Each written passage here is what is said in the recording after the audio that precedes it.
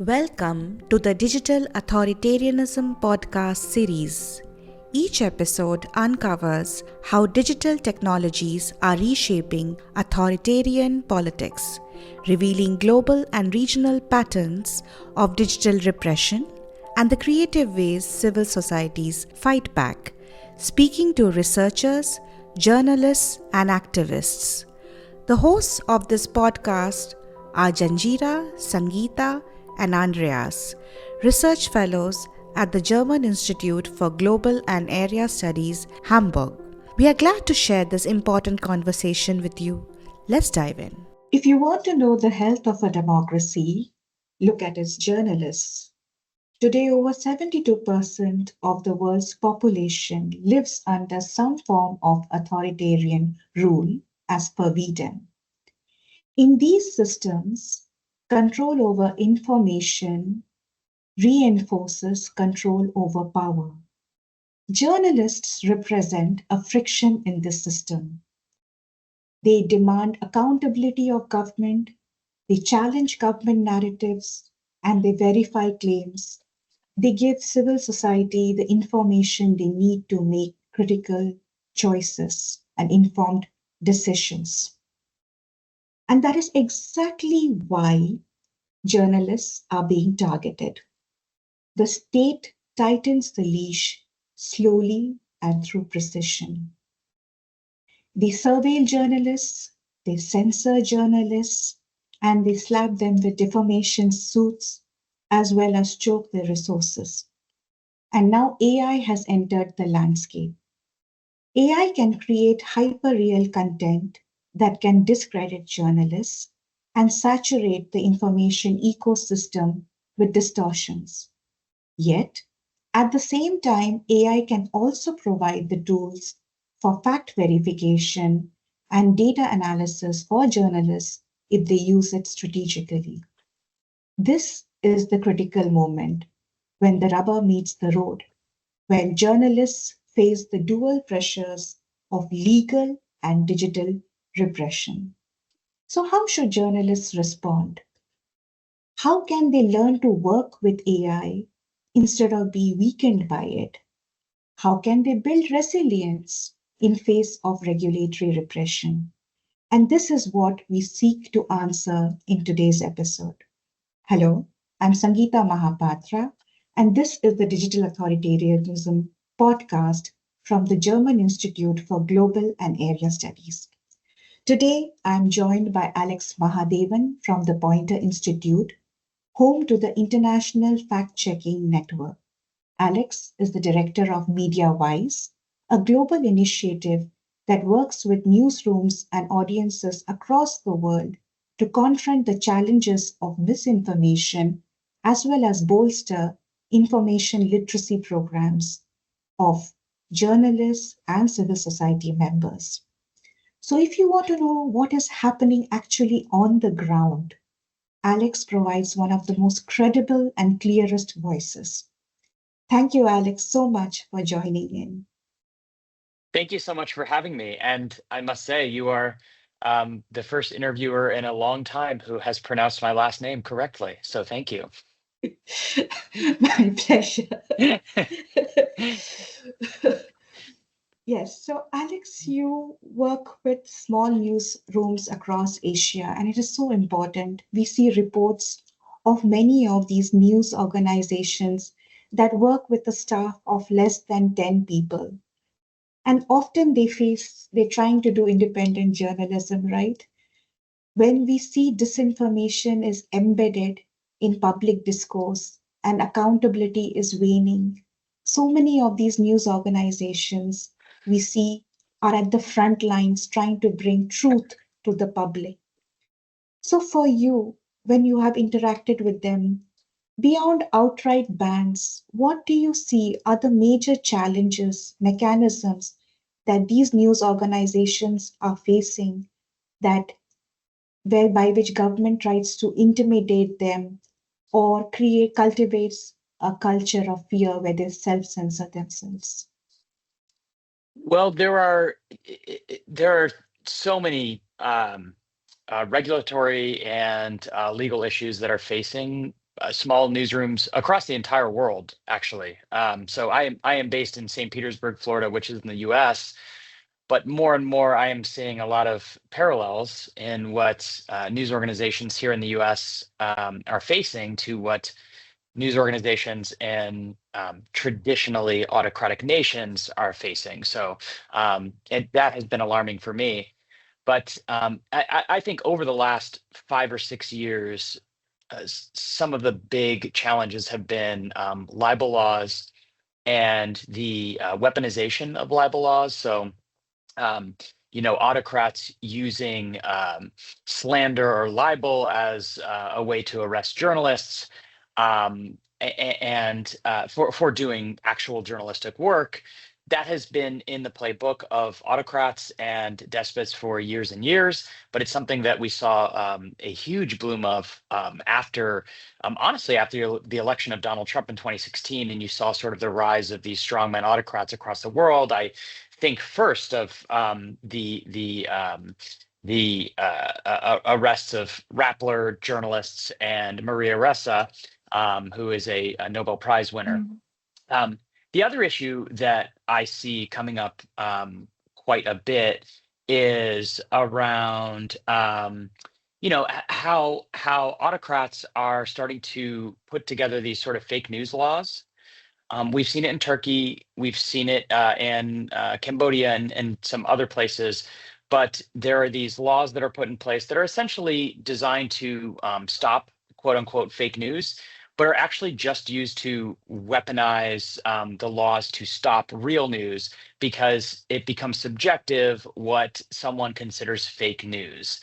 And so on its face, it seems like it could be a good thing. We're stopping misinformation, but autocrats are using these types of laws to stamp out good journalism. And unfortunately for local newsrooms, they just don't have the resources and support to fight back against these types of things coming from governments. So those are some of the main challenges that I see coming out from authoritarians trying to weaponize laws against journalism that may seem like they are legitimate laws. I mean, nobody thinks you should be able to libel someone. Everybody is concerned about fake news. But when it is enshrined in a law that gets that is mandated by a government that gets to choose how they actually enforce that law, that's when you have a problem. Exactly, Alex, because we have been also working on this lawfare, and you are absolutely right that we see a diffusion of this autocratic practice of weaponizing laws, not just limited to autocracies, but also democracies. And I think US is now at the storm, is the center of the storm. And do you feel that what has changed in the US? And because we feel that it can be a kind of something, an example by which others may be encouraged to follow suit because they may not, the guardrails, which are international guardrails, may be weakening. Well, so in the U.S. we use the word bellwether. So the U.S. could be a bellwether for what other countries do.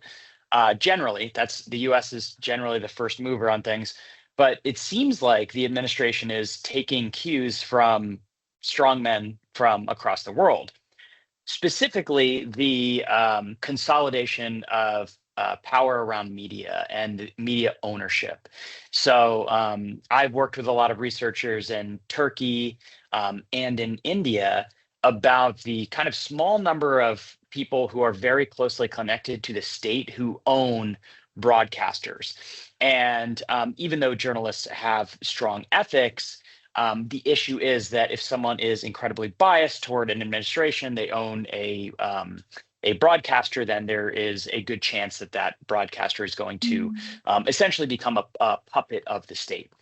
And so how is that playing out in the US? What you are seeing is in the US, we have the First Amendment. We have freedom of speech here. We have a very strong democracy and freedom of the press. But we also have consolidation of news ownership. And in order to, in the US, you have these sort of large conglomerates that own media companies. And they're always trying to kind of buy each other out, merge. There are always sort of these big corporate moves that are on the horizon, and they have to be approved by a body here called the Federal the FCC has to approve that happening. And Donald Trump, the president here, has a lot of influence over the FCC. So what you're seeing is these large media organizations who are starting to sort of take cues from the administration. They may not necessarily be taking orders from the administration, but they are doing things that signal that they are being influenced by the current administration. And that is not just media companies. So Paramount, which is a media company that owns, basically half of what I stream on TV is owned by Paramount. But you're also seeing that with social media companies. So Meta, which owns Facebook and Instagram, famously got rid of all of its fact checking in the United States soon after Donald Trump took office. And that is something that I think many researchers and many people who are study this type of thing would say is because the political winds shifted in this country. And Mark Zuckerberg, a Facebook founder, is someone who's trying to cozy up to Trump. So that is the thing that we've seen change quite a bit here is, for me personally, MediaWise, we did a program in Turkey in 2022, and I've maintained a lot of relationships there. And I love Istanbul, and I go back relatively often. And so the last year and how Donald Trump has sort of dealt with the media here and how has sort of started to try to put his thumb on the scale reminds me a lot of Erdogan in Turkey. And that is the thing that's sort of scaring me, because I can see that because I talk to a lot of Turkish professors a lot, and I go there and I see what it's like there. But the people who I know here in the US, I think they've taken that sort of freedom for granted for so long that they just don't see what could be coming. Yeah, that's a long-winded answer of saying that while in the past, the US has definitely been, sort of a guiding light for how other countries conduct themselves. Now it seems like this administration is taking cues from Hungary, from Turkey, from Modi in India, and from others who could be seen as autocratic leaders. You raise a very important point here, which also is something we are also looking at, is that on the one hand, fact checking seems to become a dirty word, given that it's being demonized by so self-ascribed democracies. If it is done by critical journalists. But on the other hand, the state and government actors want to arrogate to themselves the power to be the ultimate arbiters of truth, the fact checkers, because they want to decide. So, on the one hand, if they say that they are fact checkers, then that is bona fide, credible fact checking. But if it is done by civil society actors or journalists who are critical to them, then that is nullified, and they are the fake news actors. So is there a kind of, like, when you do, since MediaWise is doing so much work around the world, do you see a trend in which journalists and newsrooms are trying to deal with this dilemma and how to get out of this bind? So that's a good question, and it really frustrates me because a lot of these governments want it both ways. They want to talk about how fact checking is evil, about how fact checkers are in what people say in the U.S. hall monitors, or otherwise unimportant or focused on the wrong things. Yet at the same time, they also want to say we are the fact checkers. And so we've seen, in India that Modi has tried to launch his own fact checking arm. We've seen it in Turkey. We've seen it in other places throughout the world. So they do recognize the power and how people feel about fact checkers. And as much as they try to demonize fact checkers, they do understand that regular people, in order to navigate a hostile digital world, do look to fact checkers to try to figure out what's true and false. And so the challenge becomes, how do legitimate fact checkers, like signatories of the International Fact Checking Network? So one of the most important principles of being a member of the International Fact Checking Network is not to be aligned with a government. So the IFCN saw this as an issue long ago, and so they have long had protections to make sure that when a regular person comes to a fact check and sees that it is from an IFCN signatory, that they can trust it because they know it's not coming from the mouthpiece of a government. So the challenge becomes, how do fact checkers distinguish themselves from government fact checkers? And that is transparency, because government fact checkers are creating spin. They are misleading just by design. The entire idea of a administration aligned fact checking organization is that it is only going to fact check the facts that push its point of view forward.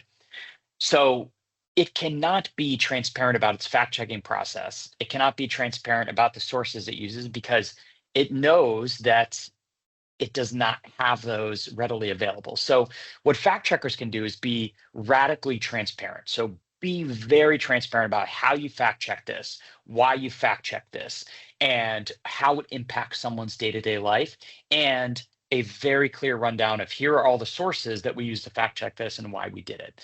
And so I always go back to transparency as one of the fundamental principles that a legitimate fact checker can use to distinguish itself from either a government aligned fact checker or just a totally illegitimate fact checker, because that's what separates the two, is the ability to say, this is true, here's why it's true.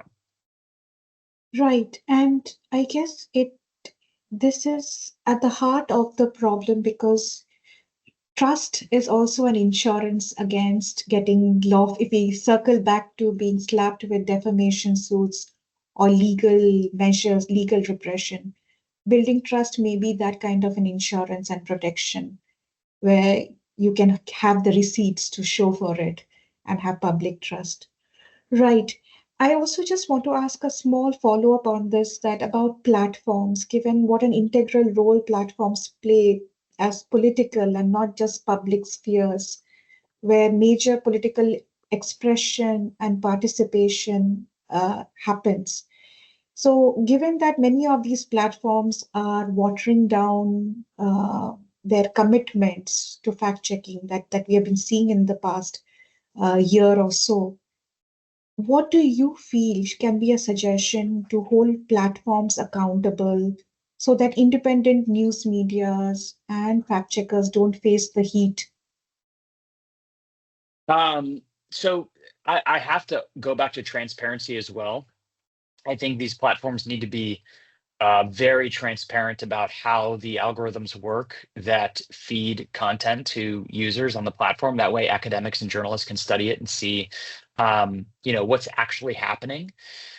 There have been several issues in the U.S., but most recently, there were content creators here in the U.S. that said that TikTok was basically shadow banning content related to the Jeffrey Epstein files. And what they said is, they would post a video about that would have the hashtag Epstein or something like that, and it would end up with no views or very few views compared to what they usually get. TikTok in the US, as you may know, is under new ownership because of laws here have required the company to be split off here. And so it seemed like this was happening. Now, there was a lot of research and a lot of reporting on it that found that, maybe it wasn't necessarily the case, but because these algorithms are a black box, we don't know what these platforms are doing to actually, either hide content, suppress content, show content. We just don't know. It could have been a harmless mistake. What TikTok said is that one of their data centers went down. Mhm. Yes, that definitely could have happened, and it probably is what happened. I mean, I don't know. There was a lot of NBA content that also went away, which was unrelated to Epstein. But because, like I said, these companies have retained such a um, close, shadow over how these systems actually work, it's hard to say what they are actually doing behind the scenes. So that's one of the things. I mean, Europe has really good regulations over tech companies and making sure that they are transparent about what they're doing. Data privacy laws, I think, are really, really important. But particularly in the U.S., we have Section 230, which is basically allows tech companies to stay unliable to certain things said on the platform, but also affords them a lot of other protections. In the U.S., we have the First Amendment and freedom of speech.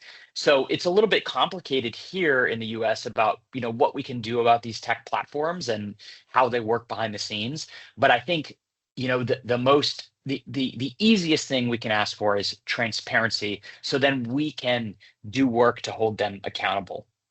Right, Alex, because uh, as you said, US is the bellwether and it is the standard setter. And given the global dependency on big tech platforms, if we used to see that the platforms used to be very strict in the US previously and not so strict in countries of their in other markets rather than in the country of their origin. But now, when we see they're becoming so lax about content moderation regarding certain content, which is hate speech, for example, if it comes from the ruling dispensation, but if it comes from a critical journalist, there is content takedown, right?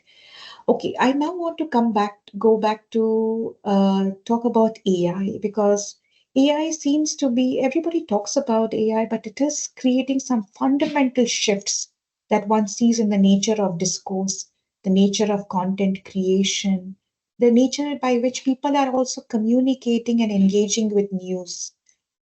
So, with synthetic media circulating daily, and we see so much of this kind of content masquerading as news. Do you feel that AI is drowning out real journalism? I don't think AI is necessarily drowning out real journalism yet. And that is because, for the most part, audiences do not like AI generated content that is fed to them. It is not very engaging for sort of long form engagement. It is surprising, and people might react to it and share it on Facebook and Instagram. But generally, for the most part, people are repulsed by it. They're not big fans of AI. Um, it's actually good timing that you brought this up because a former colleague of mine, Alexios Mansarlis, who was the director of IFCN previously, now is at Cornell and runs a news organization called Indicator. He just did a big investigation on a company that was making AI generated podcasts, thousands and thousands and thousands of AI generated podcasts. It has 350,000 episodes just in this past month. um, Yeah. and so it's basically repackaging content from journalists and turning it into podcasts. It doesn't have a lot of followers, like it doesn't have a lot of views, but the idea that someone can essentially steal good journalism from TechCrunch, Fox, NBC News, The Verge. And I actually heard about this last week when I was at Duke here in the US. There was a professor whose student, I guess, got her interview repackaged in one of these podcasts, and he was like, what is going on with this? He actually, Bill Adair, he teaches an AI class at Duke, and one of his students was the target of one of these. And so we're at this interesting inflection point where people are realizing that you can create a lot of content very, very quickly that can fool people into thinking it is like, it's legitimate content. There just isn't the demand for that yet. So what you're seeing is like a huge increase in the supply of an AI generated news and content and pink slime, but you don't see the demand for it yet. And the reason is because there's only so many humans. We only have so many hours in the day to consume content online. And it just hasn't gotten to the point where it is crowding out legitimate journalism. But I think it could be coming, and that's what there's a big push worldwide into trying to get journalists to behave more like content creators. So content creators are very human. They're on TikTok. They talk about what they ate this morning. They talk about every aspect of their lives. They connect with people on a human level. And so there's been this big push in the journalism industry to try to be a little bit more like content creators and connect with people more one-on-one. So that way, we never have that disconnect that allows people to go and fall into the sort of sea of AI slop, because we have that human connection with people. But that is a very, very good question. And I don't know exactly you could ask that question in a year and I might have a totally different answer. But for the time being, there is a lot of AI content out there, but it isn't quite yet drowning out legitimate journalistic content. And the way to avoid that is to connect directly with audiences, to be transparent, and to try to do the best work you possibly can.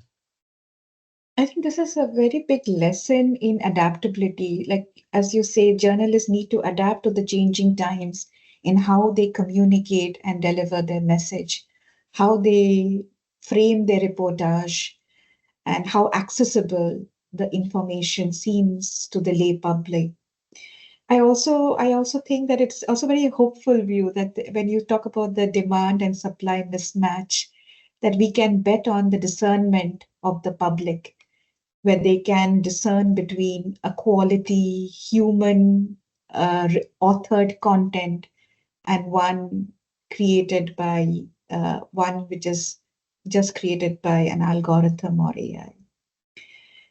This leads me to another question on resilience. What I really like when I went through so much of your work and your comments is that you are very optimistic about the resilience aspect instead of the doom and pessimism of AI. We all know that it is the genie is already out of the bottle, and it may not be a bad thing if we keep pace with it and learn how to work with it. So I really found this very inspiring in the sense that how do we learn to work with the reality of the situation instead of allowing it to overwhelm us. So when it comes to the journalists, how can they use AI as a weapon of truth and, as you say, as a badge of transparency? So the AI is just a tool. So what I always tell people is you need to use AI to solve a problem that meets your mission. So if you are a news organization and your mission is to reach as many people as possible with the truth to hold the powerful accountable, how are you using AI to advance that mission? And that might be to analyze way more data sets or public records to do investigations. It might be to take investigations you have just done and turn them into scripts for vertical videos so you can reach people on different platforms. So I just encourage journalists to think of AI as a tool for you to advance your organization's mission, and also understand that the less you experiment with AI, the more you will be left behind, because everyone who is against us, the bad actors in the world that want to see journalists go away, they are experimenting with AI every single day to figure out how to make it happen. So journalists need to be experimenting with AI and figuring out how it can advance our mission so we can be ahead of the curve as these technology changes happen. And I just go back to AI is no different than Microsoft Excel or Word or any programming language that I've done in the past. It's just a tool to help me do my job better. So thinking about it in very practical terms and not getting lost in the hype, either the positive hype or the negative hype. Just think about how you can use it to serve your audience better. Right. And how are you integrating it into your practical lessons of information literacy? If it is a tool, can it, because sometimes we see that it is a tool that also tries to reinvent itself through its engagement with the audience. As we are moving more and more towards AI becoming more agentic, we're having more autonomy in decisions. So, how can journalists keep pace with it, especially when it comes to fact checking? Like some of the content is becoming so real, and that is where it distinguishes it from the slop that we see it. So, in terms of methods to counter it and basically set the narrative, like you said, that we are how to prevent the bad actors from setting the rules of usage by being the more dominant actors who set the terms of usage. Well, it is like I said. I mean, the key is actually using the technology and actually getting to know the technology, um, and that is really the fundamental aspect of what we teach journalists and what we teach citizens. Because, like you said earlier, the genie is already out of the bottle. This AI technology is being integrated into every aspect of our lives, everywhere we step. If I do a Google search, I'm going to get an AI overview, whether I like to or not. So teaching people very, very clearly about how these tools work, their drawbacks, and their opportunities is fundamental right now. In terms of your question about, how do we deal with the fact that the outputs of these tools are becoming so lifelike and so realistic that it's becoming indistinguishable from real life, I just say to journalists, they need to double down. They need to invest in their traditional journalism skills and digital investigative skills. There's never going to be a tool that's going to tell you this video is AI or this photo is AI or this text is AI. You have to do your traditional investigative methods. Check out the metadata behind a website and see who created it. Track, an ad on Facebook to the original source of who bought the ad. Just use your general investigative skills the way you would as a reporter 10 years ago. Today is more important than ever for dealing with the influx of AI content. Right. And for this, do you see, like, we focus a lot on Asia, and do you see some lessons that can be learned from Asia or some kind of a bridge between the US and the rest of the world about some collaborations and cross learnings when it comes to this particular challenge, both of legal repression and digital uh, repression? Well, I think that the key word is collaboration because in the US, we are seeing so many signals that are very similar to what journalists have faced throughout the world for their entire careers.